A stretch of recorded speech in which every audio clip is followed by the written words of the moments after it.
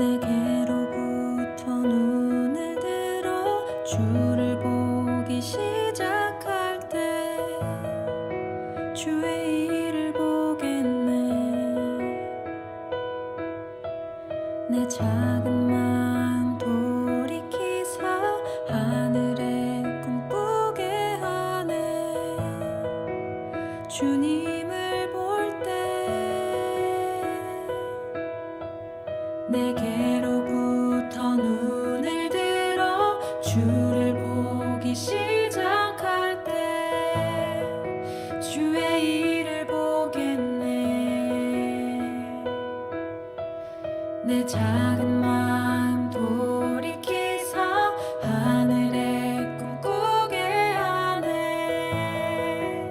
주님을 볼 때 모든 시선을 주님께 드리고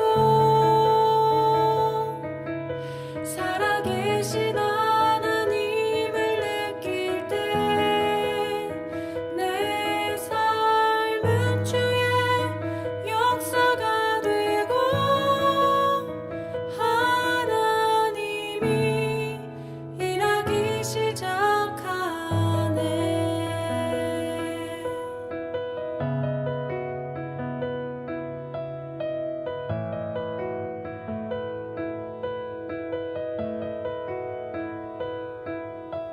성령이 나를 변화시켜 모든 두려움 사라질 때 주의 일을 보겠네.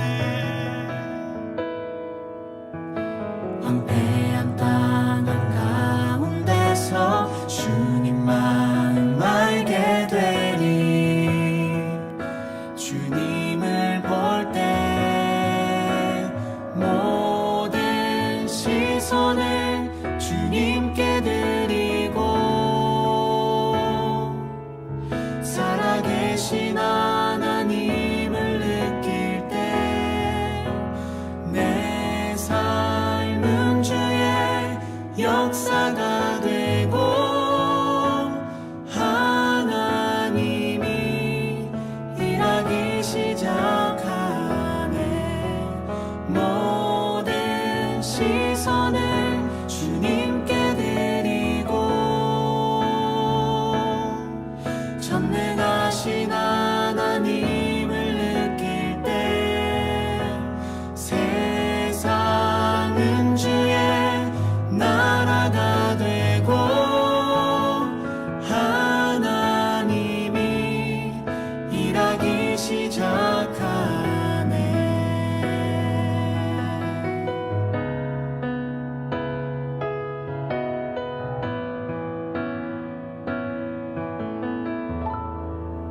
주님의 영광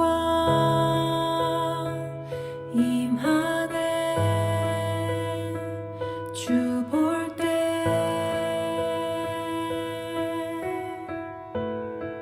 주님의 영광 임하네. 주 볼 때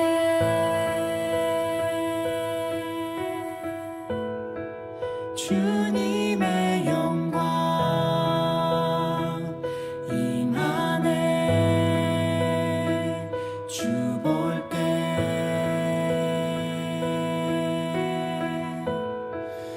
주님의 영광 임하네. 주 볼 때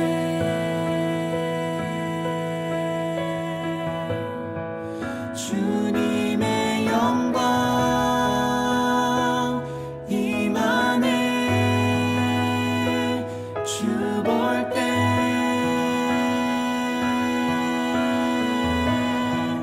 주님의 영광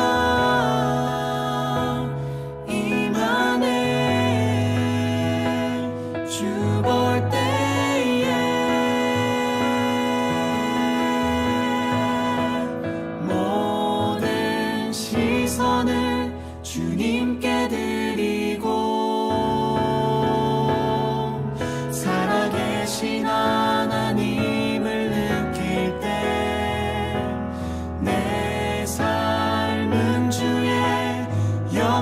나라가 되고 하나님이 일하기 시작하네. 모든 시선을 주님께 드리고 전능하신 하나님을 느낄 때 세상은 주의 나라가 되고 하나님이 일하기 시작하네.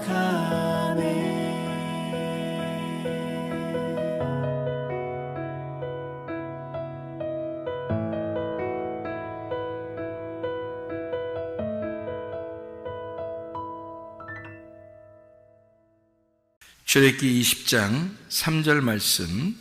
너는 나 외에는 다른 신들을 네게 두지 말라. 다른 신들을 네게 두지 마라. 이 십계명에 대한 이야기입니다. 출애굽기 20장에 있는 게 십계명에 대한 이야기인데, 여기 3절에 보면 나 외에 다른 신들을 두지 마라. 이제 내 앞에 다른 신들을 두지 마라. 이제 그런 말이고, 내 앞에 다른 신들을 두지 마라는 말은 다른 말로 말하면 어떤 의미가 되겠어요? 하나님은 유일하신 하나님이니까 하나님만 섬겨야 된다, 그런 말이겠죠, 그죠? 하나님만 섬겨야 된다. 여기서 보면 십계명의 특징이 8개가 뭐뭐 하지 마라 이렇게 돼 있고 2개가 뭐뭐 하라 이렇게 돼 있어요. 그러니까 출애굽기 20장의 1절 2절에 보면 하나님이 모든 말씀으로 말씀하여 이르시되 나는 너를 애굽 땅 종되었던 집에서 인도하여 낸 내 하나님 여호와라 이랬거든요. 그러니까 종에서 우리를 자유케 하려고 우리를 불러냈다는 거예요. 그러니까 여기 이제 이스라엘 백성들을 마찬가지죠. 그러니까 우리들도 마찬가지예요. 종되었던 우리 애굽에서 우리를 불러냈다. 그래서 뭘 해주겠다는 거예요? 종인데 우리를 불러낸 거니까 자유하게 해주겠다는 거 아닙니까? 그죠? 우리가 세상에 매여 사는 사람들을 자유하게 해주려고 불렀다는 얘기예요. 그러려고 십계명 준 겁니다. 그러니까 십계명이라는 게 우리를 억압해서 오히려 어떤 십계라고 하는 율법으로 우리를 억압해서 살게 하려고 한 게 아니라 그 십계명을 통해서 너를 자유하게 하는 모습을 보여주려고 한다는 얘기예요. 그러면 여기서 십계명에서 뭐가 하지 말라, 뭐가 하라 이렇게 돼 있다고요? 2개는 하라고 돼 있고 8개는 하지 말라고 돼 있어요. 여기 이제 십계명을 이렇게 보면, 그래서 2개 하라는 것은 뭐뭐를 하라고 나와 있어요. 출애굽기 20장에 여기 지금 1절부터 17절까지 말씀이 십계명에 대한 이야기거든요.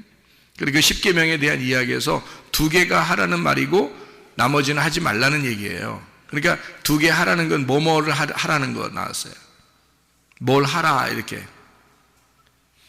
안식일을 지켜라, 그게 하나 나왔어요. 안식일 지켜라. 그게 4번째 계명이에요. 그리고 또 하나 뭐 하라 이런 게 있어요. 부모를 공경하라 이렇게 돼 있어요. 그러니까 안식일을 지켜라, 부모를 공경하라, 이 2개는 하라고 돼 있고 나머지는 하지 말라 이렇게 돼 있어요. 이 성경에 지금 십계명을 보면은. 그러니까 자, 2가지 하라는 거가, 그러니까 좀 중점적으로 생각해 보면 2가지 하라는 게 좀 더 중요한 거라는 얘기죠, 그죠?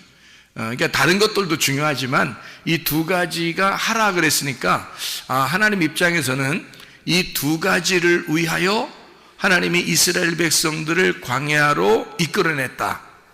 애굽에서 종되었던 우리들을 풀어서 자유하게 풀어서 데리고 나온 이유는 2가지를 해야 하기 때문이다, 이렇게 볼 수가 있죠. 그러면 2가지를 한다는 게 뭐라고요? 안식일을 지켜 거룩하게 돼야 된다는 말이고, 또 하나는 부모를 공경해야 된다. 이제 그런 2가지를 해야 된다라고 되어 있는 거예요. 나머지는 다 하지 말라는 데거든. 그러면 나머지 하지 말라 그러면, 자 생각해 보세요. 우리한테 야 너 이거 하지 마. 너 이거 하지 마. 그러면은 좀 부정적인 얘기예요, 긍정적인 얘기예요? 부정적인 얘기죠. 야 이거 하지 마. 안 돼. 하지 마. 이렇게 하는 거는 좀 어린아이들한테 너희들 어린애니까 어른이 하는 말이 이거 해라 하면은 좀 우리를 좀 인정해 주는 거잖아요. 그죠? 이거 해라 그러면 좀 인정해 주는 건데 하지 말라 그러면 어떻게 하는 거예요? 인정해 주는 게 아니라 어린애처럼 보는 거잖아요. 그죠? 뭐뭐 하지 마 그러면 어린애들한테 그러잖아요. 그러니까 만약에 좀 컸다 그러면 어떻게 해요? 뭐뭐 좀 해 이러잖아요. 뭐뭐 하지 마 보다는 뭐뭐 해라 이렇게 말하잖아. 그죠? 큰 사람한테는 뭐뭐 해라 그러고 어린애들한테는 뭐뭐 하지 말라 그러잖아요. 근데 10계명을 보면 8개가 하지 말라고 돼 있어요. 그리고 2가지는 해라고 돼 있습니다. 그러니까 2가지를 하라는 거하고 나머지 하지 말라는 8가지하고 구분이 되잖아요. 그러니까 우리를 어떻게 보면 하나님은 긍정적인 면에서 2가지를 하도록 애굽이라는 종되었던 우리의 삶에서 우리를 건져서 자유하게 했다. 2가지의 삶을 살게 하려고 어떤 거예요? 안식일을 지켜 거룩하게 돼야 된다. 또 하나는 부모를 공경해야 된다. 이런 의미죠. 이거 하라 그 말이에요. 나머지들은 하지 마야 돼. 너희들이 애굽에서 삶을 살았던 그 삶이 형편없어. 너희들 완전 순 애기야. 너희들 믿음이라고 하는 건 뭐 전혀 없는 상태에서 종교적인 생활을 하던 사람들이야. 그러니까 너가 그렇게 생활하는 것을 하지 마라. 그러니까 너 그렇게 하는 것은 진짜 믿음이 아니야. 그렇게 하지 마라고 하는 것이 8개가 나오는 게 10계명이라는 거예요. 출애굽기 20장에 지금 나오는 그런 이야기들이에요. 그래서 제가 여러분에게 이것을 하지 말라 그러면 계명이 되는 거고요. 여러분, 하나님이 하지 말라 그럴 때는 어린아이 취급해가지고 하지 말라는 건 계명이 되는 거고, 만약에 이걸 갖다가 바꾸어서 이렇게 해 그러면 좀 어른 취급해 주는 거죠. 우리를 좀 인정해 주는 거잖아요. 그죠? 그러면 인정해주고 어른 취급되면은 뭐가 되는 거냐면 이런 거예요. 여러분 성경을 잘 보면 어떤 현상이냐면, 자, 애기나 아들이면은 어떻게 부모가 다 해주죠. 애기나 아들이면 부모가 다 해준단 말이에요. 그러면 좀 크면은 어떻게 돼요? 장가도 가야 되고 시집도 가야 되잖아요. 그죠?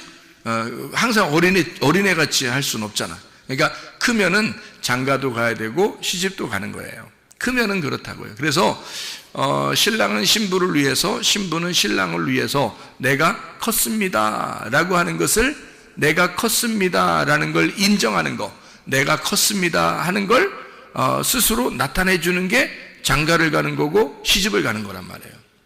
그러면 장성한 예수님을 만나려면, 신랑 대신 예수님 만나려면 우리는 신부가 돼야 되겠죠. 그러면 신부가 어린애가 되면 어떻게 해요? 그러면 안 되지. 그러면 신랑이 좀 안 돼, 혼자 이상하잖아. 신부가 좀 이렇게 나이도 먹고 이렇게 어른스럽고 또 신랑도 생각할 줄 알아야 되고 그래야지 결혼하는 거지. 신랑을 하나도 생각하지 않는 그 어린애같이 막 개구장이고 이런 애가 신부로 이렇게 들어오면은 얼마나 복잡하겠습니까, 신랑이. 그러니까 신랑 대신 예수님이 신부가, 우리가 신부인데 신부가 이렇게 결혼해서 오려면 어느 정도 성숙해야 되잖아. 그래서 성숙한 사람들에게는 성경에서 어때요?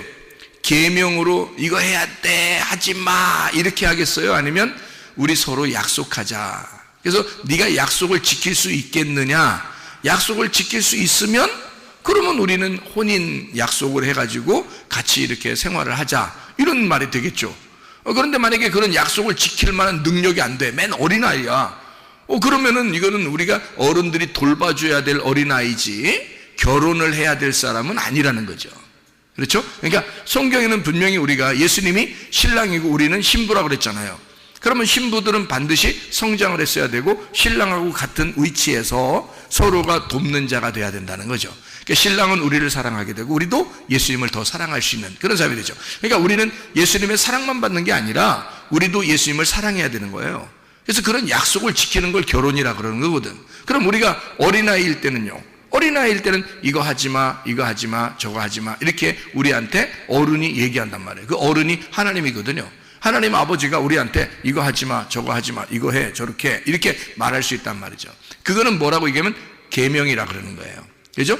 왜냐면 어린애를 살려주는 거죠. 계명은 그 어린애를 울타리를 쳐줘서 살려주려고 그렇게 말하는 거거든요. 그러니까 계명이라 그래. 그걸 율법적이다, 계명적이다 이렇게 말하는 거죠. 왜냐하면 어린아이니까 이거를 부모의 울타리를 쳐주는 거예요. 그래서 만약에 밖으로 막 어린아이가 뛰어나가면 어떻게 해요? 교통사고 날 수도 있죠. 그러니까 나가지 마. 그 사람들 어른들하고 같이 손잡고 길을 건너야 돼 이렇게 하잖아요. 혼자 길을 막 건너면 안 돼. 이렇게 얘기해 주는 것은 어린아이이기 때문에 그래요. 근데 여러분이 뭐 중학교 올라가고 고등학교 올라가고 대학교 올라가고 또 장가도 가고 시집도 가고 아기도 낳고 다 했는데 여러분 보고 길 손잡고 건너야 돼. 혼자 건너면 큰일 나. 이렇게 얘기하는 사람이 있어요, 없어요? 없죠. 왜냐면 컸으니까 그러는 거거든요. 그러니까 어린아이들한테는 너 혼자 막 가면 안 돼 이렇게 말하는 거죠. 그러니까 어린아이니까 그렇게 하는 거죠. 이건 뭐냐면 그거를 갖다가 뭐 괜찮아 그냥 막 난 널 사랑하거든 건너 내 혼자 우리 없을 때 건너라 괜히 우리 보이면 복잡하니까 그냥 혼자 막 건너 그래서 네 마음대로 건너 죽든지 살든지 이렇게 해버리면요 그 아이를 진짜 사랑하는 게 아니죠. 그거는 이 아이를 내팽개치는 거죠. 그래서 성경은 우리에게 십계명이라고 하는 건요 우리를 계명으로 묶어 놓으려고 하는 것입니다. 그러니까 울타리를 치는 거예요. 너 내가 말하는 대로 해야 돼. 너 내가 말하는 대로 하지 말아야 돼. 이렇게 말하는 대로 하지 말라고 하면 있잖아요. 하지 말아야 돼. 너 말하는 대로 하라고 그러잖아. 그럼 해야 돼. 이렇게 딱 계명으로 묶어지면 어린아이 취급하는 거예요. 그러니까 어린아이들에게는 그렇게 해야 되는 거죠. 왜? 애굽에서 갓 나왔잖아. 애굽에서 갓 나와서 지금 광야에서 계명을 줘야 되니까 이렇게 울타리를 쳐줘야 되는 거거든요. 그래서 살인하지 마라, 간음하지도 마라, 너 거짓 증거하지도 마라, 도둑질하지도 마라. 그러니까 여러분이 뭐 도둑놈도 아닌데 도둑질 맨날 하겠어? 그러면 우리한테 도둑질하지 마, 너 살인하지 마, 거짓말하지 마 이렇게 하는 건 애들한테나 그러는 거지. 다 컸는데도 우리가 교회 와서 이렇게 앉아 있는데 여러분 보고 도둑질하지 마세요. 옆에 물건 가만히 두세요. 뭐 거짓말 치지 마세요. 여러분 옆에 사람한테 이렇게 말 안 한단 말이에요. 다 컸기 때문에 다 자유하다는 거죠. 그죠? 이럴 때는 계명으로 놓는 게 아니라 언약으로 서로 약속을 하는 거죠. 그래서 약속을 해서 이걸 어떻게 우리가 약속에서 하나님을 사랑하는 방법을 어떻게 사랑할 것인가 라고 그렇게 생활하는 것을 이걸 계명이 아니라 언약이다 이렇게 얘기해요. 그래서 결혼 서약이다. 그래서 하나님을 내가 사랑합니다 하는 표현을 내가 하겠습니다. 이게 언약이 되는 거죠. 그러니까 하나님은 우리를 사랑한다고 그랬고 우리도 하나님을 사랑하겠습니다 하는 언약의 약속이지, 계명은 어린아이들한테 두는 울타리라고요. 이해가 됩니까? 그 울타리라는 계명도 그것도 부모의 사랑이라는 거죠. 왜냐하면 부모가 그렇게 안 해놓으면 애들이 막 뛰어나갈 수 있으니까. 그러니까 그거를 이렇게 울타리를 쳐주는 거잖아요. 그게 십계명이라는 겁니다. 십계명은 우리에게 쳐준 울타리예요. 이 안에서 우리가 그 부모님의 그 슬하에서 부모님의 울타리 안에서 잘 자라나게 된다는 거죠. 그래서 여러분 성문 기도학교에 들어오면 성문 기도학교 이렇게 딱 들어오면 울타리가 있습니다. 보이지 않는 울타리가 딱 있어요. 성문 기도학교에. 그러면 그 울타리 안에서 이건 해, 요건 이렇게 하지 마 이런 말이 있다고요. 그런 것들은 다 이제 울타리를 쳐주는 거예요. 그래서 그 안에서 잘 자라나도록 이렇게 만들어주는 거거든요. 교회에 들어오면 여러분 교회 안에서도 이렇게 하세요, 이렇게 하지 마세요 라고 말하는 어떤 울타리가 있다고요. 그러면 그 안에서 이렇게 자라날 수 있도록 특별히 믿음이 연약한 자들에게 더 그런 것들을 이제 가르쳐줘서 울타리를 쳐주는 거거든요. 그 다음에 이제 이 사람이 컸어요. 그러면 스스로 알아서 신랑 되신 예수님 사랑하게 돼 있고, 하나님 알아서 하나님을 사랑하게 돼 있고, 알아서 기도하고 알아서 예배드리고 그런단 말이죠. 누구 뭐 억지로 너 이렇게 하나님께 봉사해 그러지 않는데도 자기가 스스로 알아서 하나님 앞에 헌신하고 헌금도 하고 기도도 하고 예배도 하고 봉사하고 뭐 김치 담그는데도 그냥 서로 자기들끼리 즐겁게, 목사한테 얘기도 안 하고 자기들끼리 즐겁게 김치도 만들고, 그죠? 그러니까 목사가 김치 좀 만들어 주세요 이렇게 안 했는데도 자기들끼리 김치 좀 만들어야 되겠다고 자기들끼리 얘기해서 그냥 김치도 만들고, 근데 김치를 만드는데 이렇게 즐겁게 그냥 다 같이 힘을 합쳐서 즐겁게, 그리고 이제 김치 다 만들고 나면 왜 꼭 먹는 게 있잖아요. 고기 이렇게 삶아서 김치랑 같이 이렇게 해서 다 이렇게 건강은 생각하지 않지만 어쨌든 그렇게 막 이렇게 먹고 맛있게 즐겁게 지내는 모습들을 이렇게 보게 됩니다. 그러니까 이건 어떻게 해요? 자발적으로 자유가 있는데 해도 되고 안 해도 되는데 자기들이 기쁨으로 이렇게 섬길 수 있게 되었다. 이것은 어린아이가 아니라 어느 정도 자라났다, 이렇게 볼 수 있는 거죠. 조금 더 자라나게 되었다, 믿음이 성장했구나, 이렇게 볼 수 있는 거죠. 우리 교회 같은 경우는 이렇게 교회적으로 이렇게 뭐 주일학교라든지 무슨 행사가 있다, 학생회 무슨 행사가 있다, 또는 뭐 목장에 무슨 행사가 있다, 뭐 이렇게 여전도에 무슨 행사가 있다 그러잖아요. 하나도 지원이 없습니다. 자발적으로 다 하거든요. 여기가 이렇게 하는데도 많지가 않아요. 이렇게 하는데도 많지가 않아요. 그러니까 이것은 뭐냐면 스스로 이거를 배워야 된다는 거예요. 이것은 교회적으로 다 이것을 지원하기 시작하면요, 교회가 할 일을 못합니다. 교회가 할 일을 못하니까 이 모든 것들이 다 한쪽으로 막 치우치게 돼. 어떤 사람에게 더 많이 가고 어떤 사람에게 더 적게 가고 이렇게 해서 막 치우치게 되잖아요. 그러면 교회가 교회 전체적으로 해야 될 일들이 있는데 그것을 못하는 거예요. 그러면 이제 문제가 되거든요. 그래서 차라리 기쁨으로 할 수 있으면 하고, 자기들끼리 아니 안 하면 하지 마라 이거야. 그냥 예배만 드려도 되니까, 우리는 예배 드리고 기도하고 말씀 듣고 하면 그게 예배니까 우리는 그것만 해도 되거든. 그러니까 그렇게 하자라고 서로 이제 암묵적으로, 그러니까 묵시적으로 약속이 서로 돼 있는 거죠. 우리도 모르게. 그러니까 이렇게 해서 자기들의 믿음이 성장하는 모습들을, 자기가 성장한 만큼 스스로 주님의 일을 하기 시작한다는 거죠. 이것은 참 좋은 일이에요. 어떤 면에서는 참 좋은 일들입니다. 어떤 교회들은요, 교회가 오래됐어도, 사람들이 신앙생활을 오래 했어도 순전히 교회에서 어떻게 도와주지 않으면 아무것도 안 하고, 교회에서 도와주는 그 돈만 가지고 막 그냥 하려고 하는 그런 사람들이 꽤 많습니다. 그거는 신앙생활의 성장이라고 보기 어렵죠. 이것은 어떤 면에서 교회에서 하라는 대로, 그리고 교회의 어떤 규범에 따라서만 움직이는 거니까 자유가 없죠. 스스로 내가 알아서 주님을 사랑합니다 라는 표현이 별로 없다는 겁니다. 그거는 문제가 되는 거죠. 그래서 10계명도 마찬가지입니다. 출애굽기 20장에 나오는 이 10계명도 뭐 하지 마라, 뭐 해라, 이렇게 율법적으로 나와 있는 것이라면 어린아이에게 대하는 것이고, 이것을 약속, 내가 하나님을 사랑합니다, 사랑하기 때문에 내가 여기에 있는 것들을 이렇게 하겠습니다 라고 서로 혼인 서약을 한다면 그건 성숙한 사람들의 약속이 되는 거죠. 하나님에 대한, 내가 하나님 사랑합니다, 내가 지금 신랑 되신 예수님을 사랑합니다, 내가 너무 사랑만 받았으니까 내가 주님을 사랑하겠습니다, 이제 이렇게 되는 거죠. 그러면 이제 신랑이 어떻겠어요? 야, 진짜 기분 좋겠죠, 그죠? 그렇게 이제 우리가 예수님을 믿어도 그렇게 믿어야 되는 거지. 막 율법적으로 막 신랑이 막 억압하고, 또는 막 계명을 줘서 울타리를 딱 쳐놓고 순 고기만 있어서 나이가 막 먹어가는데도 계속 그렇게 그 안에만 갇혀 있으면 문제가 된다는 것입니다. 그래서 자, 하지 말라, 하라, 이렇게 말하는 이런 딱딱한 말들은 다 계명으로 들리는 말씀들이고요. 이것을 하지 말라는 말이 더 많을수록 그게 8개나 됩니다. 하라는 말이 2개니까 하지 말라는 게 많을수록 어린아이들에게 얘기하는 것이다. 그렇죠? 그러면 이것을 우리가 자, 언약의 말씀으로 받고 좀 성숙한 그리스도의 신부로서 이 말씀을 보게 된다면 하라는 말씀이 더 많겠죠.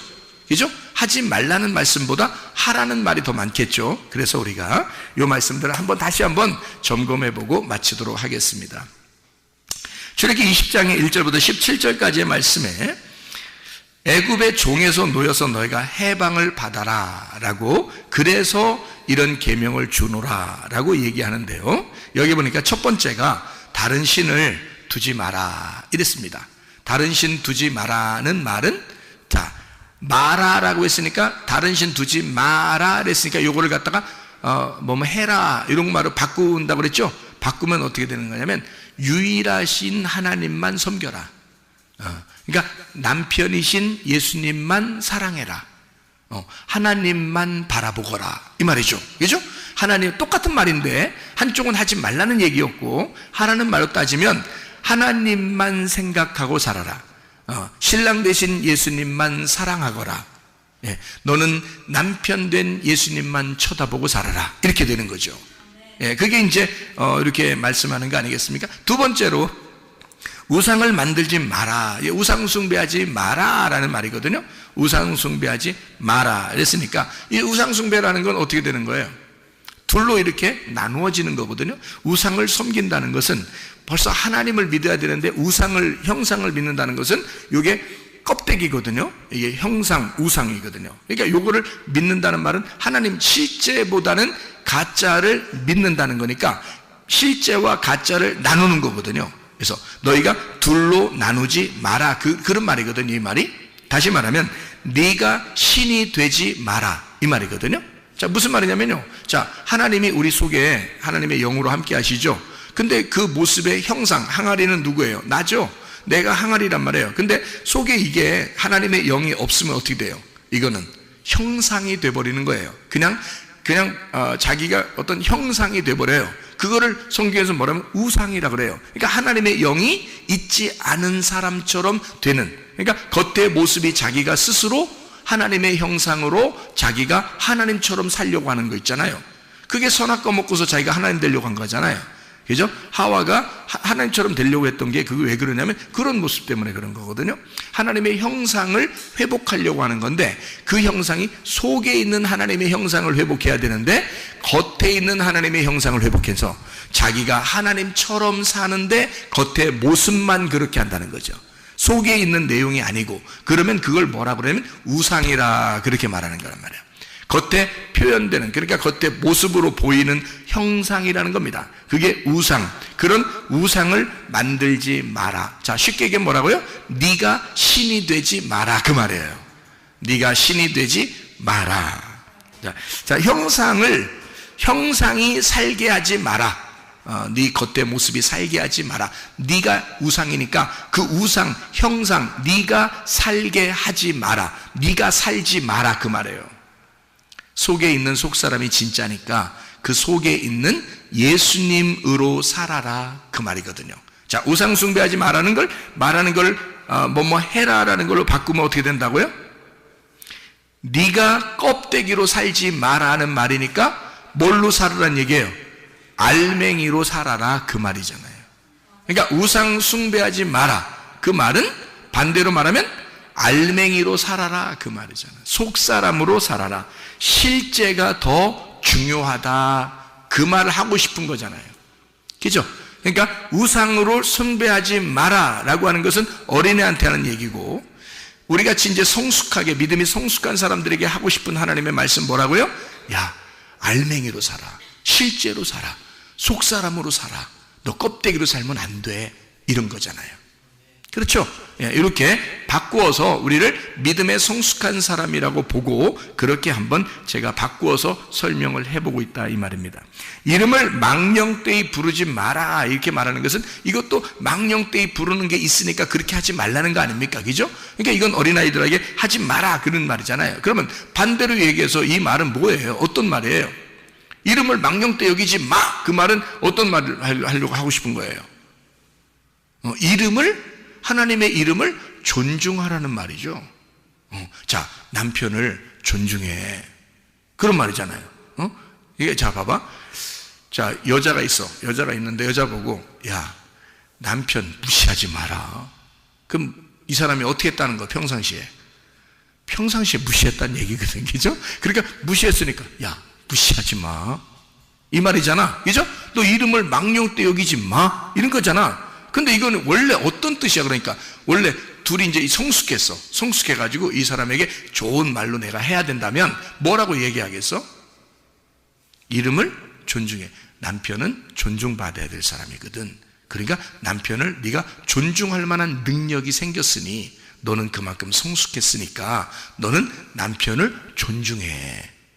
그런 말로 바꿀 수 있죠, 그죠? 자, 이름을 망령되 여기지 마, 그 말은 네가 망령되 여겼단 얘기야. 한마디로 말하면 이름을 무시했단 얘기야. 네가 그 정도로 살았다, 너는 믿음이 별로 없고 어린아이였다, 그 말이지. 근데 우리가 하나님 앞에 언약을 맺고 이 계명을 계명이 아니라 언약, 혼인의 서약으로 생각한다면, 아, 너는 남편을 사랑하고 존중해라, 그 말이잖아요. 그죠? 이름을 망령되 여기지 마, 다시 말하면 그 이름을 존중하라, 그 말이거든요. 그럼 그 이름이 뭐예요?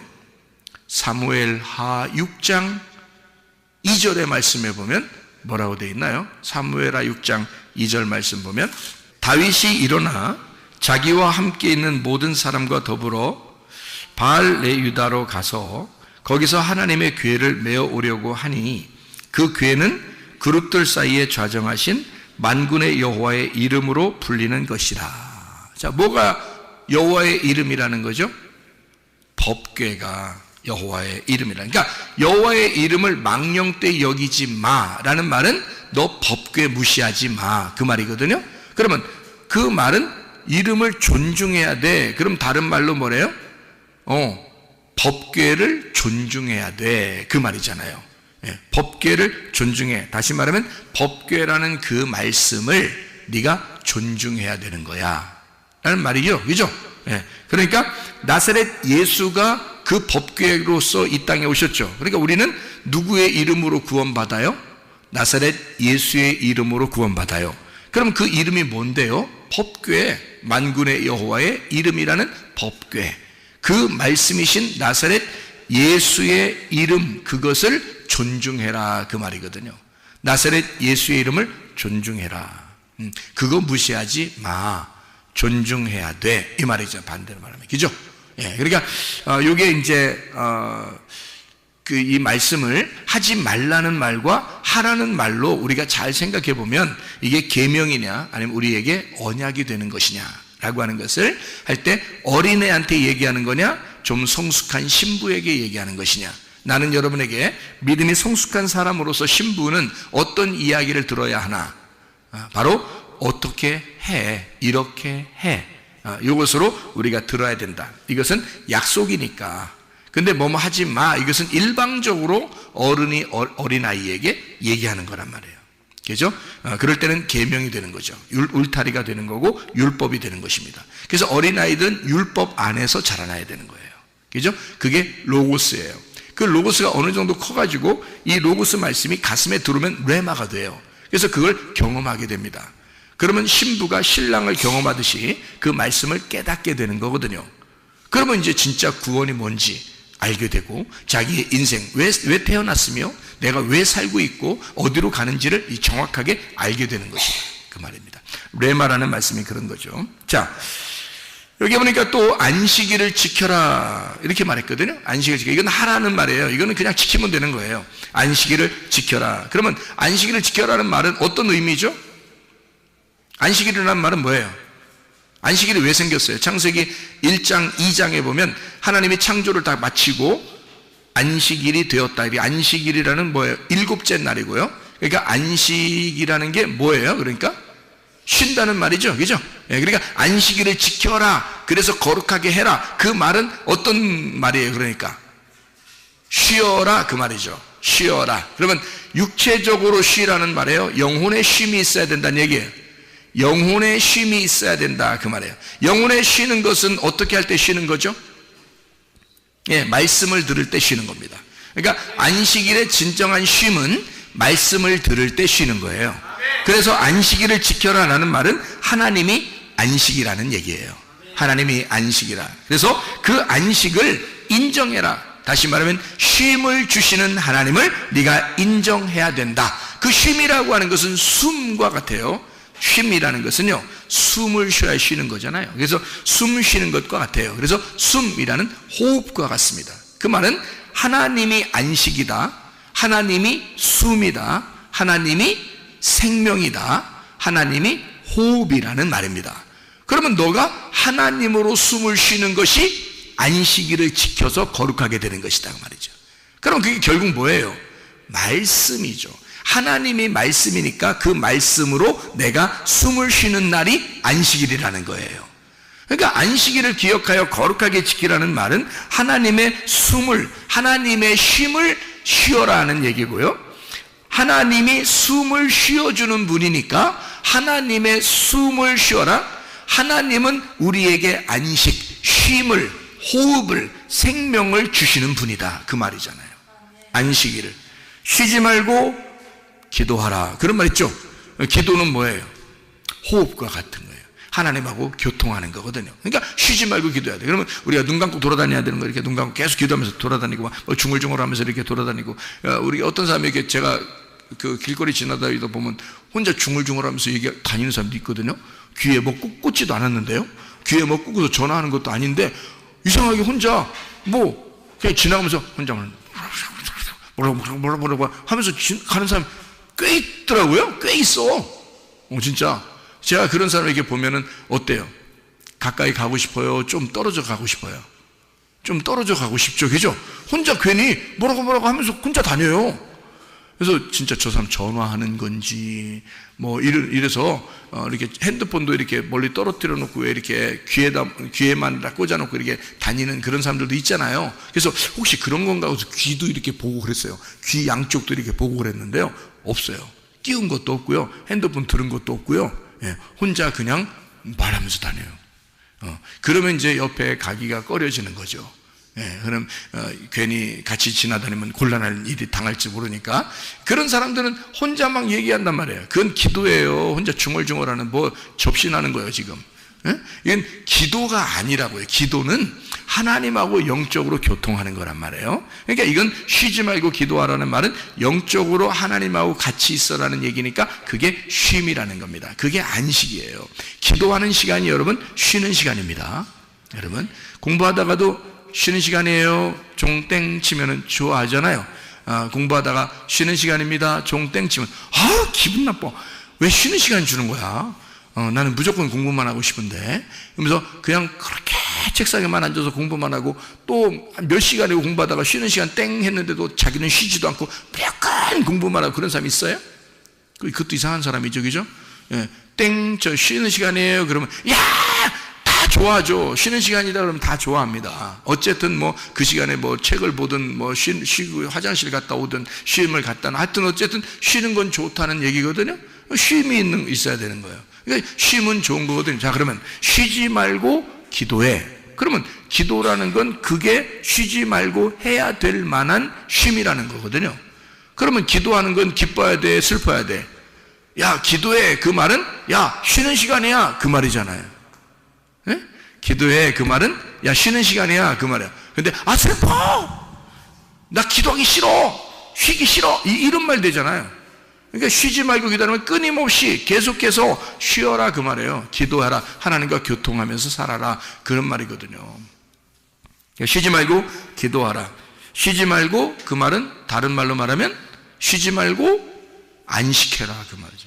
쉬지 말고 숨 쉬어라. 쉬지 말고 생명으로 살아라 그 말이잖아요. 그러니까 안식일을 지켜 거룩하게 지켜라라고 하는 것은요, 이것은 쉬어라는 얘기고 기도하라는 얘기고요. 늘 하나님 안에서 너가 기쁨으로 살았으면 좋겠다 그 말입니다. 그렇죠? 자, 그 다음에 부모를 공경하라. 이것도 하라입니다. 하라, 부모를 공경하라. 이 말은 뭐예요?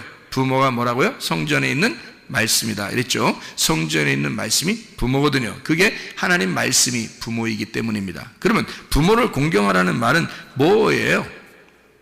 말씀을 공경하라는 얘기가 되겠죠. 그죠? 부모가 성전에 있는 말씀이니까 그 말씀이 전달될 때 여러분은 그 말씀이 상당히 존중받아야 될, 그 공경해야 될 그런 영광을 돌려야 될 그런 말씀이란 말이에요.